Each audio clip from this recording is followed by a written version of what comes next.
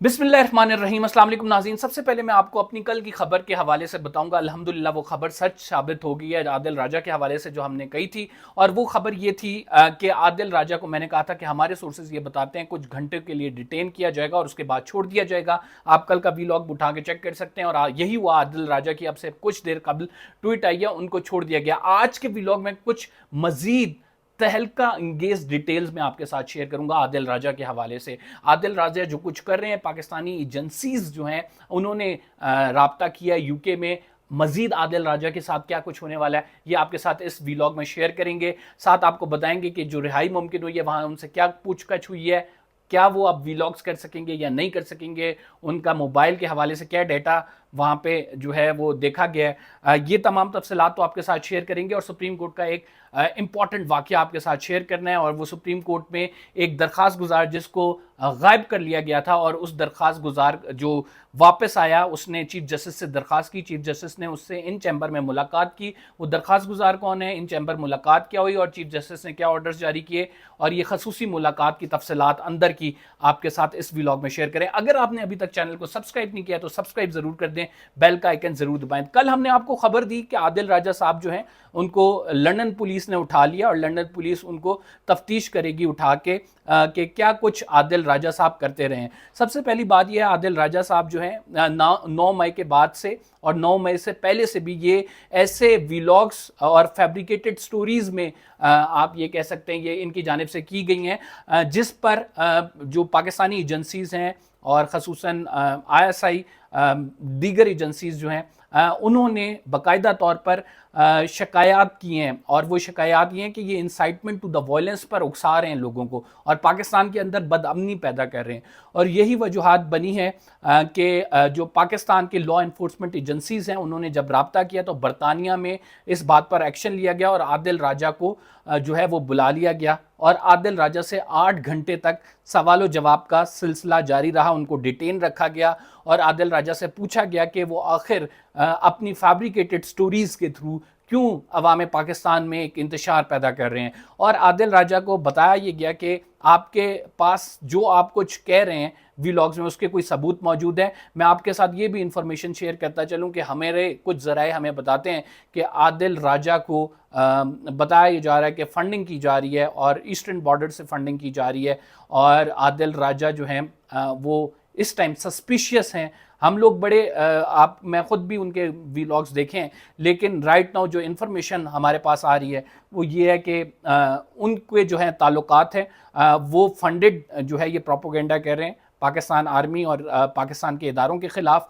और अगर देखा जाए कि उनकी जो स्टोरीज़ हैं कितनी सदाकत होती है तो बहुत सारी ऐसी स्टोरीज़ हैं जो मैं आपको निकाल के बता दूं जो कि बिल्कुल कॉन्कॉक्टेड हैं, जो कि बिल्कुल फैब्रिकेटेड हैं, बिल्कुल झूठ पर मबनी है। देखें, हम यहाँ पे बात करेंगे, सच्चाई की बात करेंगे। सिद्दीक जान को भी आप फॉलो कर सकते हैं इस हवाले से। उन्होंने कहा कि आदिल राजा झूठी स्टोरीज जो हैं कर रहे हैं उससे हमारे मुल्क पाकिस्तान को नुकसान पहुँच रहा है, तहरीक इंसाफ को नुकसान पहुँच रहा है। और जो अपना एक गुस्सा वो इंटेलिजेंस एजेंसीज और पाकिस्तान की आर्मी पे निकाल रहे हैं, उनके साथ पर्सनल हुए हुए हैं, वो बेसिकली अपने वेस्टेड इंटरेस्ट के लिए कर रहे हैं, मुल्क और कौम की भलाई के लिए नहीं कर रहे। ये बहुत वाज़ेह बात है, ये बात खुलकर अब सामने आ चुकी है। मैं ये जो तमाम बातें कर रहा हूँ ये ऐसे ही नहीं बैठ के कर रहा, कुछ इस बात के प्रूफ हैं, कुछ ज़राए से हमारी बातचीत हुई है, कुछ खबरें मिली हैं तो आपके सामने ये बता रहा हूँ। आदिल राजा से उनका मोबाइल ले लिया गया है, उनको यूट्यूब पे वो व्लॉग्स करने की इजाज़त होगी जिनके वो उनके पास प्रूफ हों। अदरवाइज़ उनके साथ आप ये समझ लें कि कानून गिरफ्त में आएगा, कानून की गिरफ्त में वो आएंगे और जो है यूके से उनको डिपोर्ट भी किया जा सकता है। पाकिस्तान में उनके 2 जगह अभी मुकदमात दर्ज हो चुके हैं उनके खिलाफ और वो जो है राइट नाउ इस्लामाबाद के थाना रमना में और थाना पारा में उनके खिलाफ मुकदमात दर्ज किए गए हैं, जिसपे उन्हें जो है अफवाज पाकिस्तान के अंदर बगावत फैलाने के हवाले से और इसके साथ साथ जो है इंतशार फैलाने के हवाले से दफ़ात ऐड की गई हैं।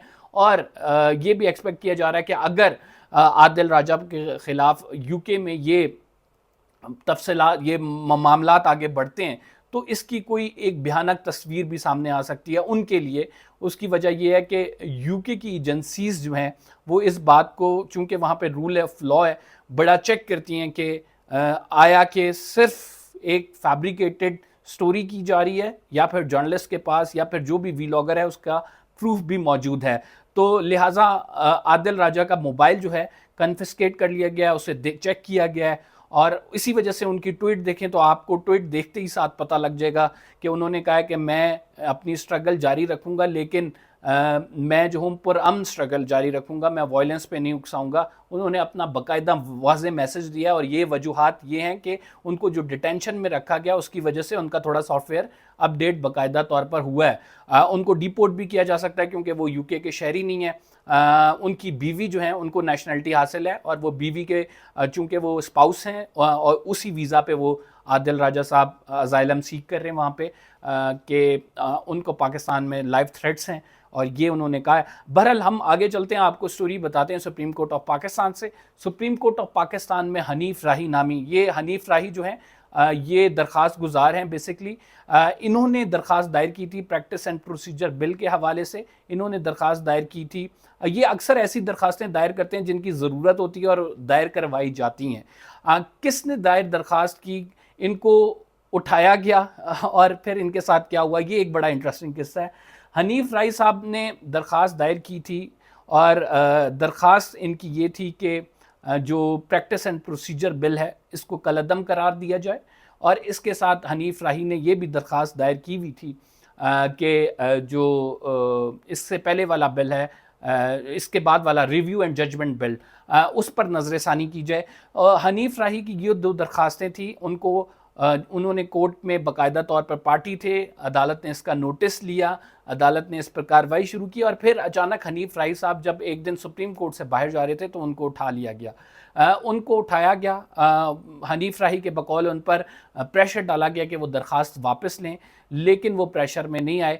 काफ़ी दिनों बाद उनको जब छोड़ा गया तो वो सुप्रीम कोर्ट ऑफ पाकिस्तान आए, और आज खुली अदालत में वो खड़े हो गए। आज जब रिव्यू एंड जजमेंट केस लगा हुआ था तब हनीफ राही खड़े हुए, और उन्होंने कहा कि मैं आपको वो दरख्वास्त पढ़ के सुनाना चाहता हूँ जो मैंने आपके लिए लिखी है, और मेरे साथ क्या कुछ हुआ वो मैं आपको बताना चाहता हूँ। चीफ जस्टिस ने उनको रोक दिया, और चीफ जस्टिस ऑफ पाकिस्तान ने कहा कि आप यहाँ पर हमें नहीं बताएं, आप ये बात जो है हमें चैम्बर में आके बताएं, क्योंकि हम एक ट्रांजिशनल फेज से गुजर रहे हैं, हम नहीं चाहते कि ये बात यहाँ पे डिस्कस की जाए। पाकिस्तान को इस्तेकाम की ज़रूरत है। राइट नाउ इन बातों से जो है अफरा तफरी फैलती है, और चीफ जस्टिस ने फिर उनको चैम्बर में बुला लिया। हनीफ राही साहब चैम्बर में चीफ जस्टिस के पास गए, उन्होंने अपनी मारूज़ात अर्ज़ की, उन्होंने कहा कि मुझे किस तरह से उठाया गया, मेरी दरख्वास्त वापस लेने पर मुझे प्रेशर डाला गया, मुझे किन लोगों ने उठाया, और वो मेरे से क्या चाहते हैं, वो क्यों चाहते हैं कि मैं दरख्वास्त वापस लूँ, ये तमाम बातें बताई। चीफ जस्टिस ऑफ पाकिस्तान ने ऑर्डर किया, IG इस्लामाबाद को ह्यूमन राइट्स सेल्स के ज़रिए ऑर्डर किया गया, और IG इस्लामाबाद को ये कहा गया कि आप जो है इसकी रिपोर्ट पेश करें कि हनीफ राही साहब को किसने उठाया था, क्यों उठाया था, किस वजह से उठाया था, और क्या मकासद थे उन लोगों के उठाने के। हनीफ राही साहब ने अपनी दरख्वास्त जो है चीफ जस्टिस को इन चैम्बर दी, और इन चैम्बर दरख्वास्त पे कार्रवाई करते हुए चीफ जस्टिस ने, ये अंदर की रिपोर्ट है कि अब जो है IG को कहा है HR सेल के थ्रू कि आप एक रिपोर्ट जमा कराएं, और वो इस रिपोर्ट को देखेंगे। बाकी जो आज अदालत में केस लगा है, इसमें मैं आपको बता दूं कि रिव्यू एंड जजमेंट एक्ट के हवाले से अदालत में बात हुई आज, और अदालत में अली ज़फ़र साहब ने अपने दलाइल दिए हैं। अली ज़फ़र साहब ने अपने दलाइल में ये कहना था कि रिव्यू एंड जजमेंट एक्ट आइन से मुतसादिम है, इसकी बहुत सारी शिकें प्रैक्टिस एंड प्रोसीजर एक्ट से मिलती हैं, और इस वजह से इस एक्ट पर आपको इसको कलअदम करार दें। आपको बता दूं इसके साथ ही एक जुड़ा हुआ मामला है, वो जुड़ा हुआ मामला बेसिकली पंजाब में होने वाले इंतखाबात के हवाले से है, और इस जुड़े हुए मामले में जो है चीफ जस्टिस ऑफ पाकिस्तान ने बेसिकली जो है पहले इस केस की समाअत करनी है, लार्जर बेंच उन्होंने तश्कील नहीं दिया, दरख्वास्त मुस्तरद कर दी, हालांकि लॉ भी है, लेकिन इसके बाद जो है चीफ जस्टिस ऑफ पाकिस्तान क्या इस मामले पर ऑर्डर दे के पंजाब केस की समाअत करेंगे, तो इसका जवाब बिल्कुल हाँ में है। पहले वो रिव्यू एंड जजमेंट एक्ट के हवाले से कोई जजमेंट आ सकती है, और उसके बाद फिर इसी से मुंसलिक जो केस है वो पंजाब में इंतखाबात के हवाले से जो सुप्रीम कोर्ट की जजमेंट पर अमल नहीं हुआ, इलेक्शन कमीशन की जानिब से दरख्वास्त दायर की गई है, इस केस को सुनेंगे और फिर उसके बाद उसका कोई हुक्म सादर फरमाएंगे।